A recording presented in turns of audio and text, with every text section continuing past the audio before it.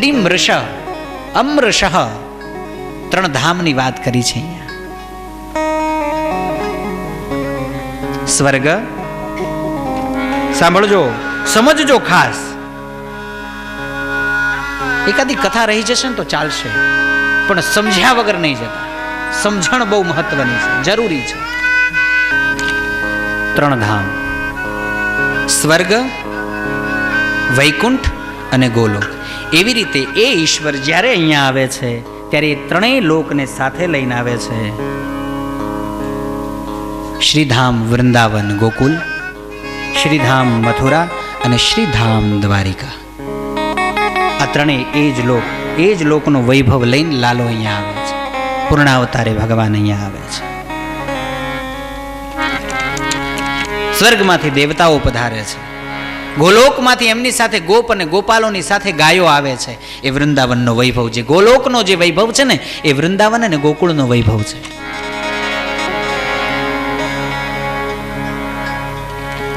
અને જેટલા જેટલા ભગવાને કાર્યો કર્યા અને એની અંદર સહાયભૂત જેટલા પણ દેવી દેવતાઓ હતા, અલગ અલગ જગ્યાએ ભગવાનને અલગ અલગ અસુરોને સંહારવા માટે થઈ અને અલગ અલગ શક્તિઓએ સહાય કરી છે.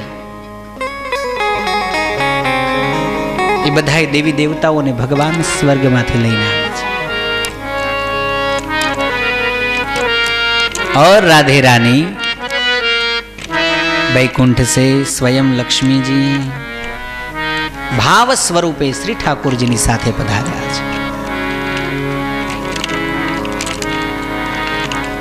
ગોકુળ અને વૃંદાવનમાં ભગવાન 11 વર્ષ અને 52 દિવસ રહ્યા છે. 14 વર્ષ ભગવાન મથુરામાં રહ્યા છે.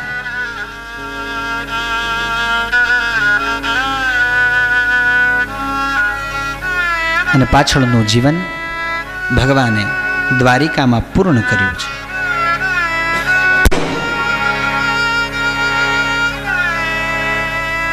तेजो वारि मृदां यथा विनिमयो यत्र त्रिसर्गो मृषा धाम्ना स्वेन सदा निरस्तकुहकं सत्यं परं धीमहि.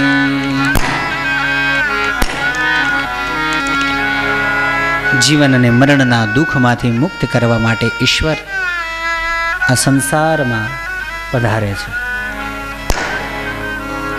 ધર્મ પ્રૌંજિત કૈતવોત્ર પરમો નિર્મત્સરાણામ સતામ. મહામુનિ વ્યાસ વડે નિર્મિત આ શ્રીમદ ભાગવત મહાપુરાણમાં મોક્ષ પર્યંત ફળની કામનાથી રહિત પરમ ધર્મનું નિરૂપણ થયું છે. આમાં શુદ્ધ અંતઃકરણના સત્પુરુષોએ જાણવા યોગ્ય એવી વાસ્તવિક જણસ એટલે વસ્તુ પરમાત્માનું નિરૂપણ થયું છે કે જે વસ્તુ ત્રિવિધ તાપોનો જડમૂળથી નાશ કરનારી છે. કૃષ્ણ કનૈયા.